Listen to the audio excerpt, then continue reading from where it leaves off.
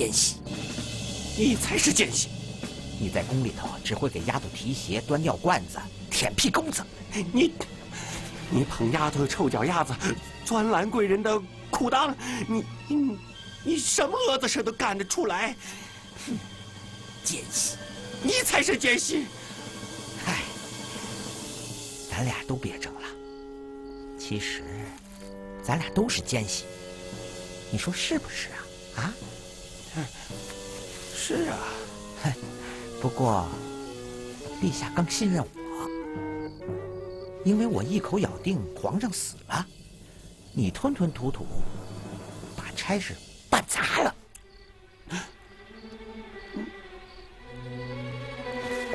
哎，咱俩呀是一个绳上的蚂蚱，要死都得死，谁也跑不掉。娘啊，我不想死啊！黄哥，记得吗？2年前，咱俩还是结拜兄弟呢。都怨你，谁让你在皇上面前争宠啊？把我都压下去了，拿的银子比我们都好几倍，还得了个品衔。要不，爷才不会舍弃旧主，来伺候这姓杨的呢。哎，那是你先谋害我呀！慈宁宫老宋说，你在老祖宗面前说我手脚不干净，给我下绊子。我什么时候说这个？这狗娘养的造谣！真的？谁要说假，天打五雷轰！哎呀，兄弟错怪你了。狗娘养的老宋，2面3刀，把咱俩都耍了。哎，黄哥，不管谁当皇上，咱俩呀，都死到临头了。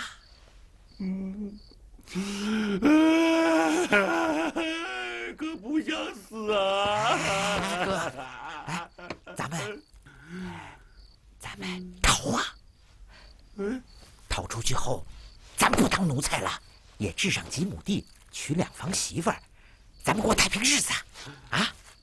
对，咱们逃啊！逃！哎呦，往哪儿逃啊？哎，那有个口子，我估计啊能钻出去。来，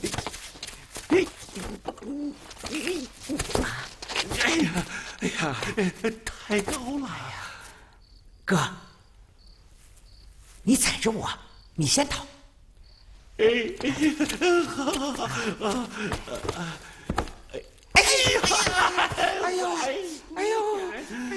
把我的肩膀都踩劈了！你怎么长这么肥啊？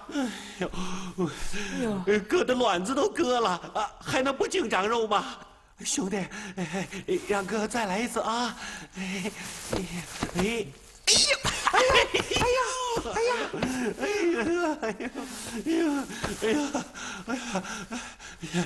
兄弟，哥是不行了，要不然你先上去，上去以后再把哥给拽上去啊！好兄弟啊！好，来，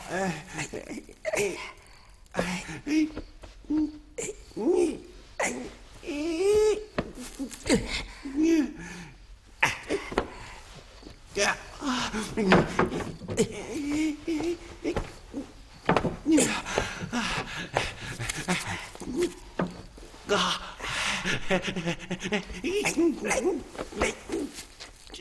哥，有个事儿忘了告诉你。什么事？慈宁宫老宋从来没有说过你的坏话。什么意思啊？爷的意思是下去吧你。来人呐！奸细跑了！来人呐！奸细跑了！快点！快点！拿刀，快点！快点！你看，我进去。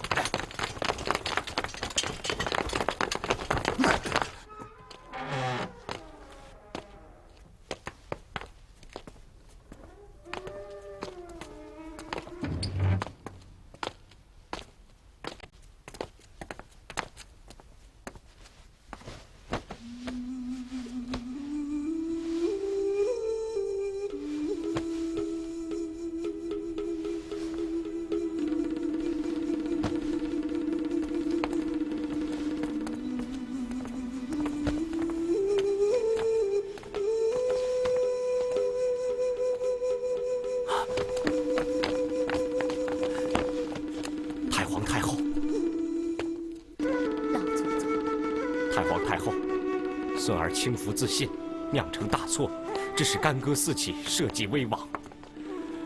孙儿现在才体会到，先帝爷为何不愿做皇帝。先帝爷说的对啊，坐在龙椅上就是坐在刀山火海上。孙儿不配为帝，自请退位，求太皇太后垂帘听政，以止战祸，以安天下。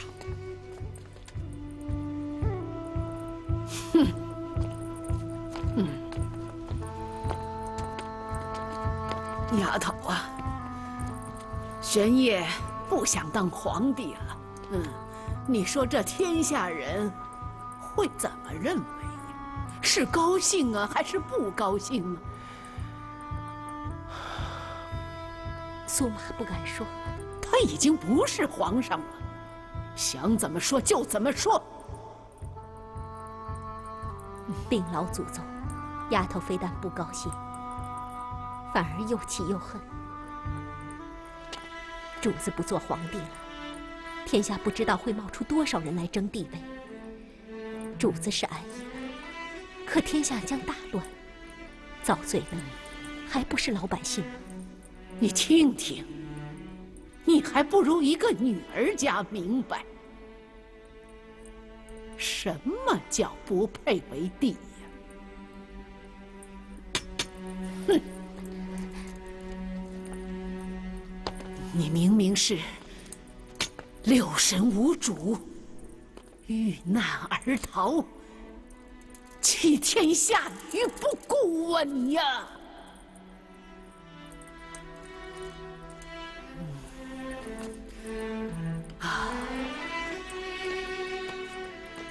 不久啊，我的像也会挂上去。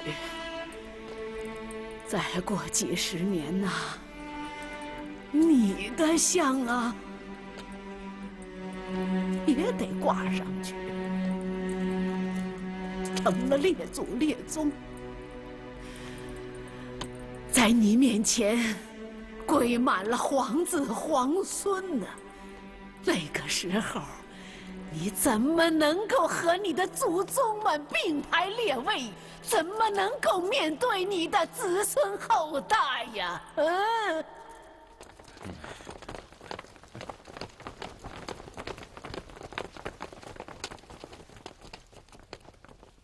走。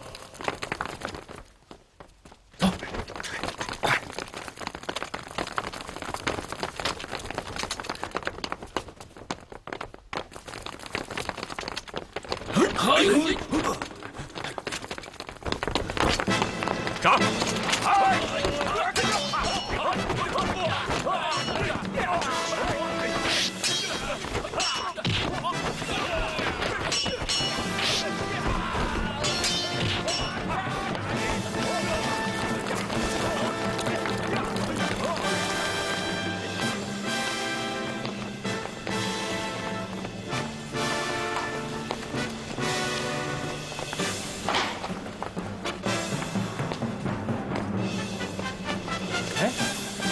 蜡烛怎么都没鸟啊？啊，是啊，怎么回事？啊，怎么都没有鸟啊？哎，胡太医，当心太监作乱，知道了？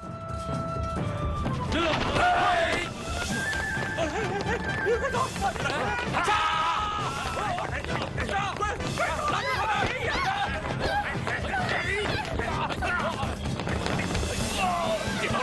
给我拿下！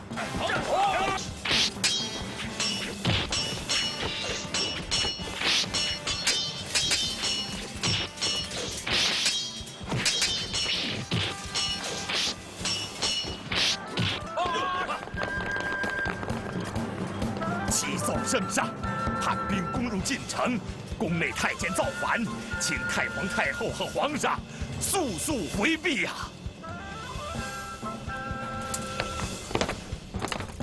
别慌，这些毛贼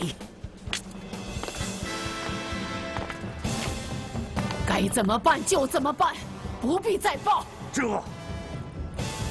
你听见了吧？人家已经打到门口来了。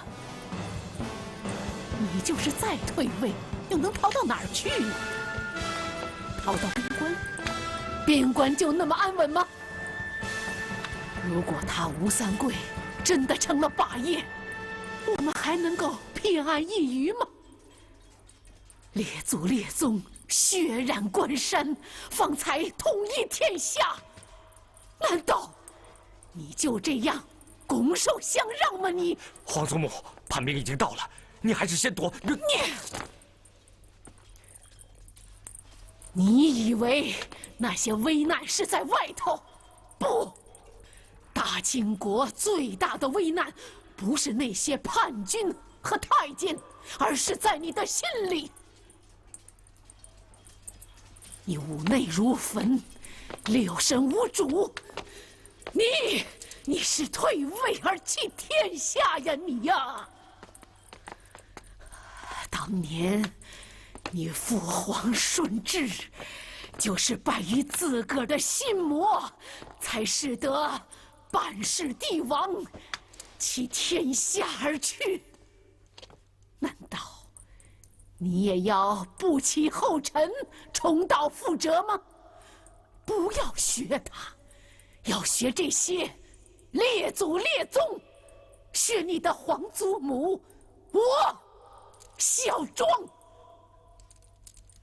天塌地陷，岿然不动；日月星辰，唯吾独尊呐！孙儿啊，你要是想打败吴三桂，首先要打败你自己，懂吗？过来，到祖母这边来。只要咱们祖孙俩不倒下，别说他一个吴三桂，哼，就是他10万个吴三桂，也不在话下。丫头，开门去！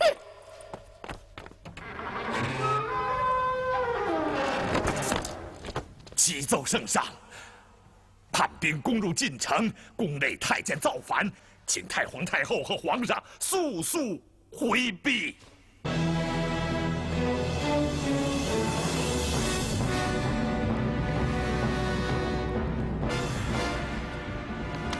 你们大家都听着，撤藩是我孝庄的意思，皇上是按照我的懿旨去办的。今天就是有天大的事情，由我孝庄来顶着。关于撤藩，他吴三桂撤也反，不撤也反，这都是意料之中的事情。大家应该坚信我们的大清是铜铸铁打之江山，只要咱们君臣一心，将士勇猛，定能够歼灭叛敌，永驻江山。列位臣工，听旨，国都仍是北京，朕仍是皇上。吾皇万岁万岁万万岁！哎呀！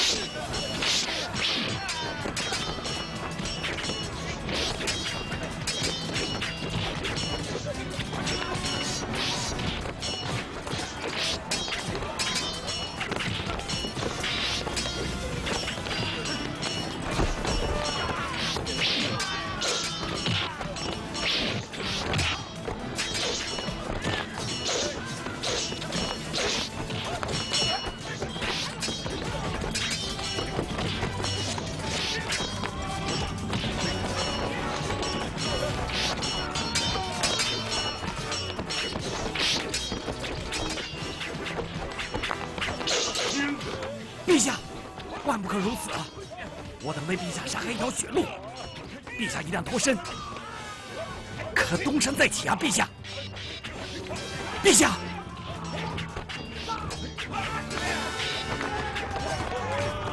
听着，我等投降。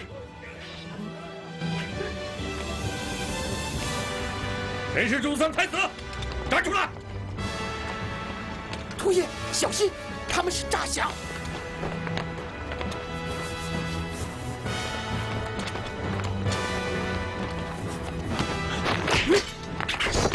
哎呀！小毛子，小毛子！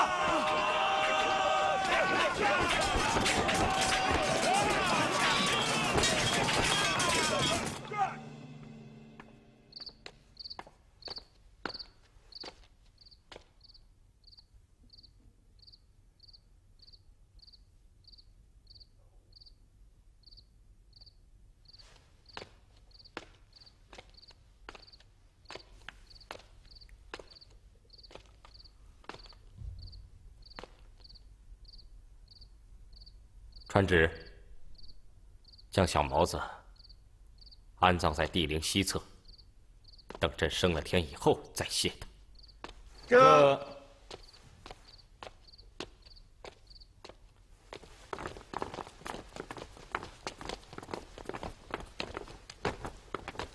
太皇太后，臣侄兄罪该万死。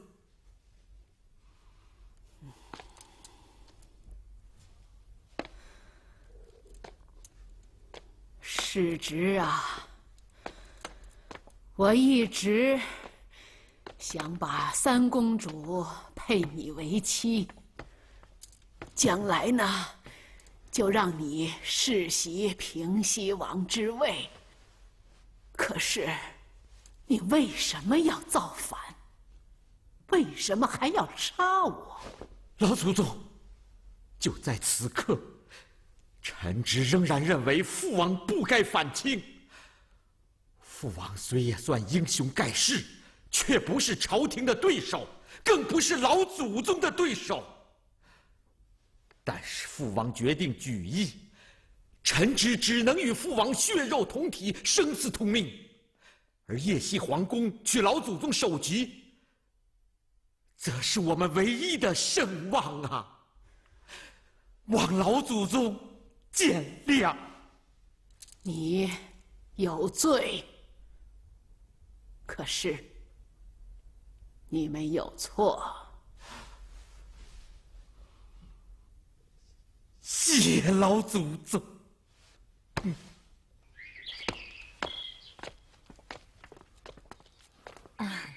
是这儿吗？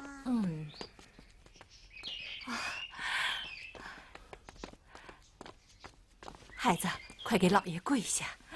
啊，就是他吗？是。啊，好。饿了吧？哎，来，拿着啊。哎，来，啊，好，让爷爷抱抱啊，来，哎，好孩子，好，你这个差事办得好啊，老蔡啊，在，到账房去赏他200两银子。哎呀，老爷，奴才哪敢要这么多的银子啊！哎呀，奴才下辈子也花不完呢。我喜欢这孩子啊。再说呢，往后你还要带着他啊。另外要管住你这唠唠叨叨的嘴啊。往后对任何人都不要提这孩子的来路，记住了吗？记住了，不说，万死也不敢说呀。老蔡啊，带他去领银子吧。这啊，谢老爷。啊，好孩子，你叫什么名字呀？我叫丹丹。哦，丹丹。啊，咱们以后不叫丹丹了，叫红玉。记住了吗？记住了。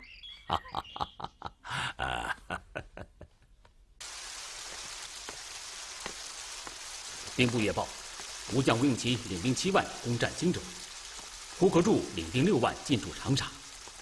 匪首吴三桂则发兵12路分取萍乡、醴陵、洞庭湖口，并昼夜打造船只，已有北犯之意。安庆坊岳乐进口大将军，郡王多罗顺上奏称匪势正盛，已避其锋芒，坚守待机。巧辞必战。其他大臣们有何方略？大臣们彻夜未眠，仍在上书房筹划。走去上书房。这。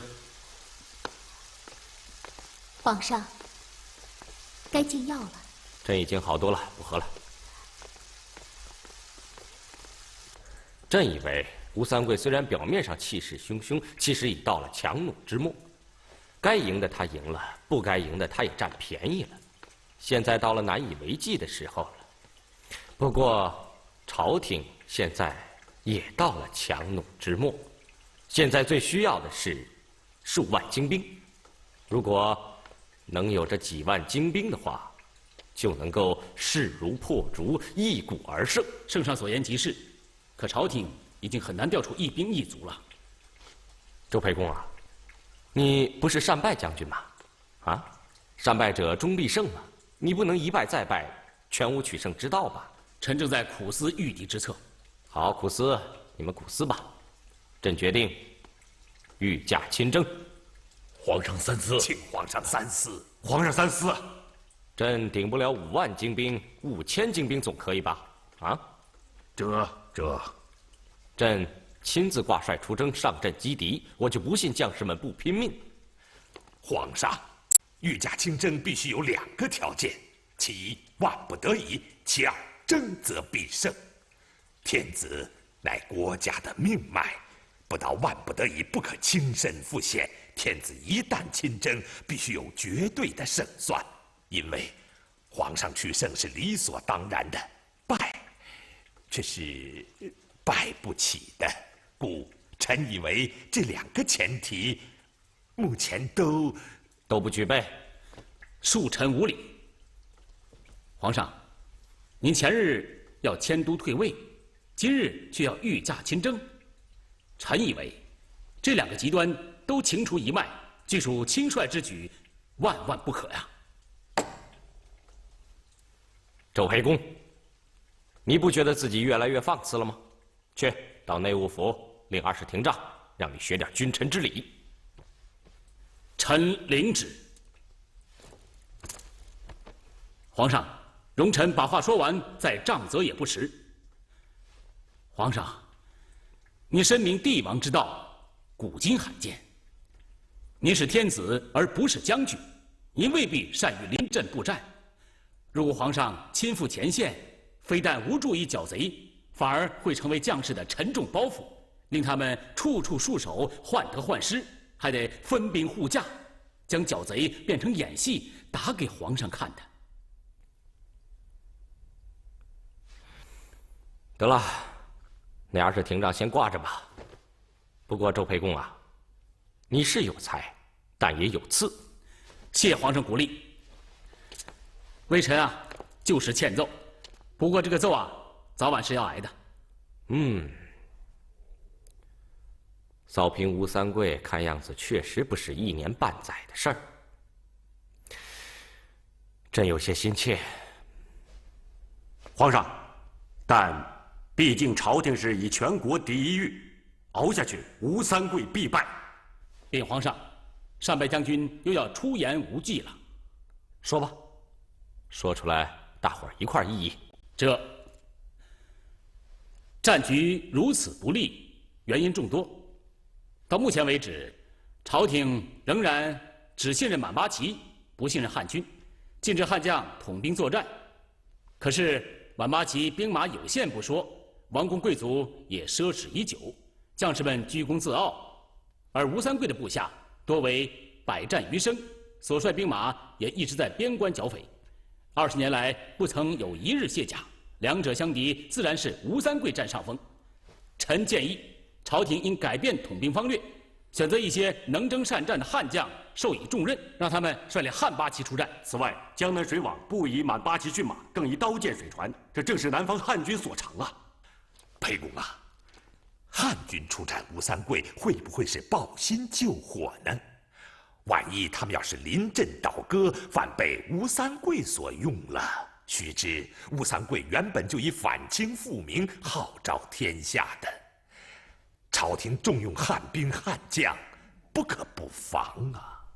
左宗棠，那朱国志是满还是汉？魏成魔是满还是汉？他们不都为大清壮烈献身了吗？皇上是天下万民之皇上，不是满族之皇上。如果朝廷视满汉为亲疏，信不过汉将，那只能是自取其短了。哎，这一点朕有同感。天下万民，汉人占了80%，如果他们一致反清的话，咱们满族根本进不了山海关。你们知道汉人为什么愿与朝廷一体吗？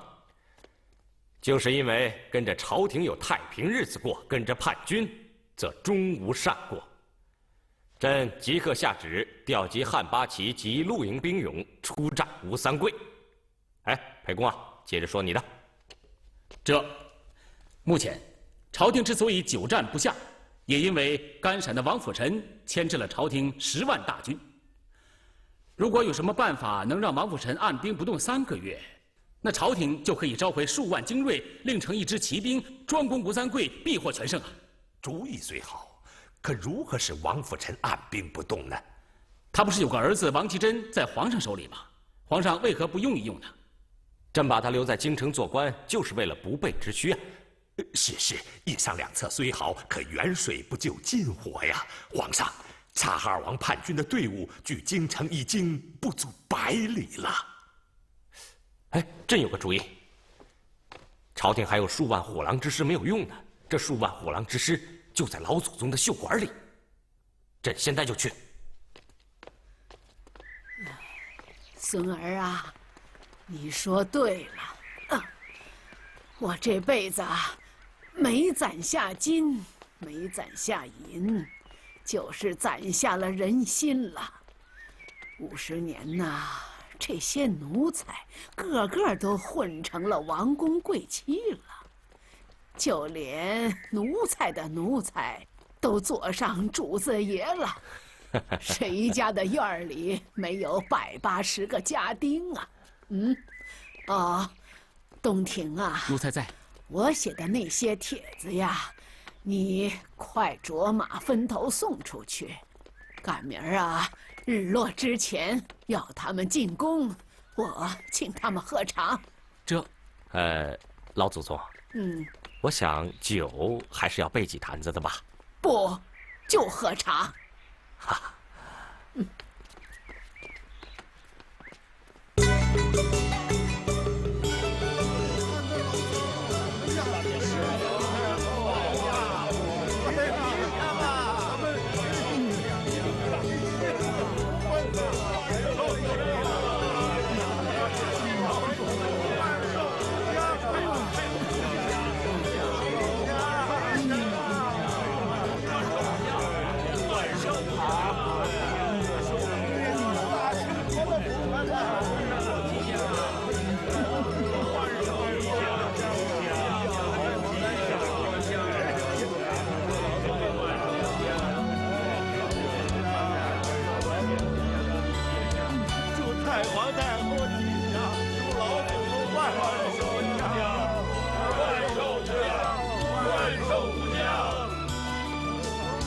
哟，老祖宗那边好热闹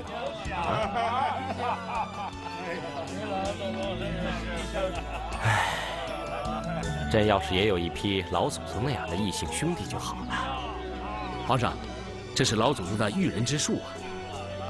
是啊，朕又跟老祖宗学了一招。哎，老祖宗请他的课，咱们也该请朕的课。大伙儿都坐吧，坐吧。谢太皇。哎呀，我在宫里啊这么多年了，从来没这么热闹过，高兴啊！坐啊，坐啊，坐吧，都坐下。看茶，看茶。喝茶，喝茶。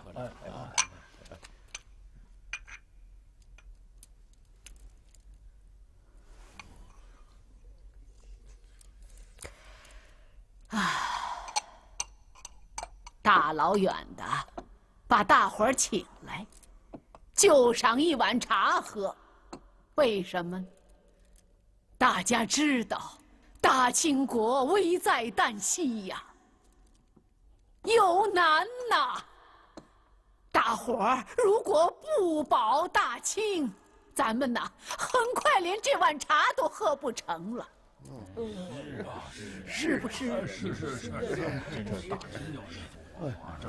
太皇太后，在座的这些人呐，说到根上都是您的家奴。我们这些人呐，跟太后是大断骨头连着筋呐。啊，您有什么旨意，只管吩咐吧。对呀，老祖宗您就下旨吧。咱是要人有人，要银子有银子，这实在不够啊，咱们还有这条老命呢。对呀，老祖宗，你下旨吧。好，都坐下，坐，啊，坐下。啊，我呀，谢谢你们了。好啊，我孝庄就开口相借了。我要你们大伙儿啊，把自个儿的院士、兵勇、家奴、用工，通通都借给我。我要组成一支护狼之师，我要打败察哈尔的叛军。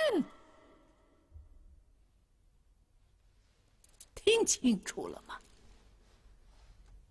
你们大家要是乐意的话，明天晚上日落之前，就让你们的这些家奴们自个儿带上兵器，到这个南海的兵营集中。如果不乐意的话，我孝庄也不怨你们。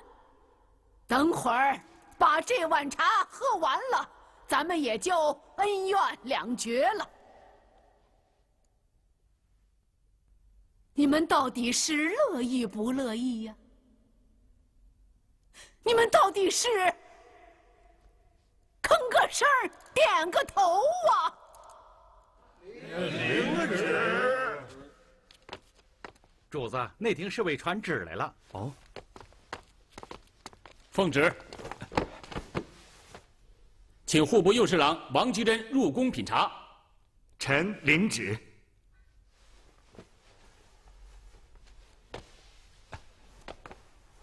魏大人，罪臣在家等死，已经半个多月了。怎么皇上这个时候才想起来呢？哦，王大人，您多心了。皇上只是请您进宫品茶，喝茶。罪臣在家度日如年，不奉旨还不敢死。今儿个，总算有人请我喝茶了。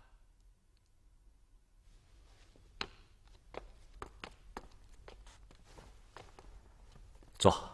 谢皇上。王吉珍啊，最近西北方面有没有家书啊？禀皇上，自从三藩为乱，父亲再无信来。想你父亲吗？家父首先是天子之臣，其次才是在下之父。正想问问你，如果你父王辅臣举兵为乱的话，你何去何从呢？在下当守臣子之节，与父亲决议。这话朕听了舒服，但是朕并不信以为真。吴三桂之子吴应熊也算是皇亲国戚了，可是吴三桂一反，吴应熊照样夜袭皇宫，取朕与老祖宗的首级。皇上，坐。谢皇上。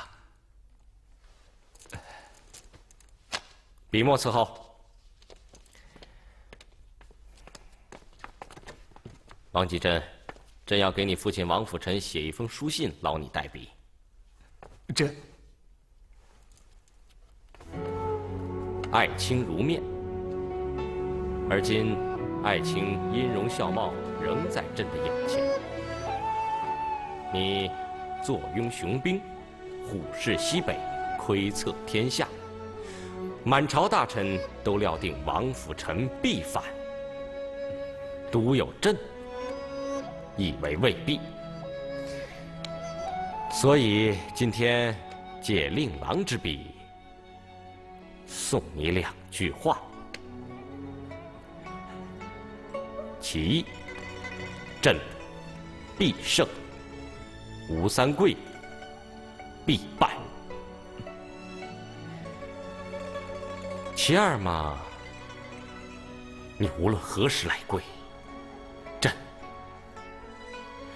朕将抛弃前嫌，出宫远迎，因为你是国家之栋梁，朝廷之忠臣。钦此。皇上，吉朕呐，如果你父亲执意要造反的话，你只管带兵来打。在此之前，朕仍将视你们父子为朕的异姓骨肉。谢皇上。东庭，传裴公。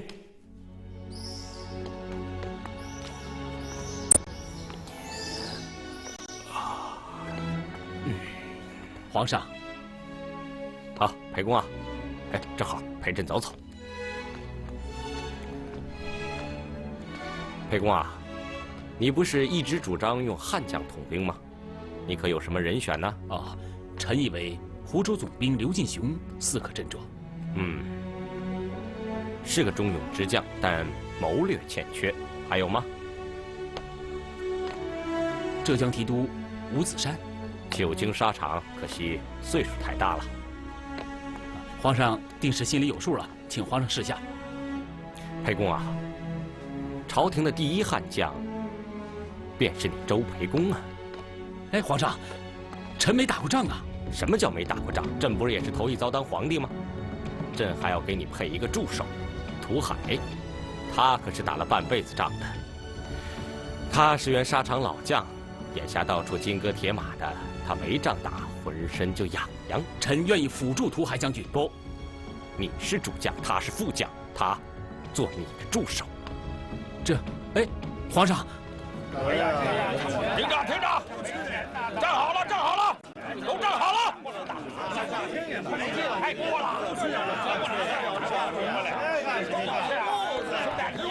打得了仗，各营列队。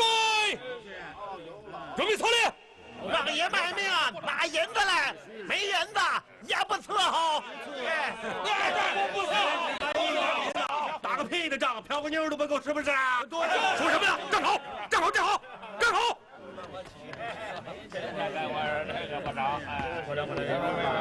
别听他的，别听他的。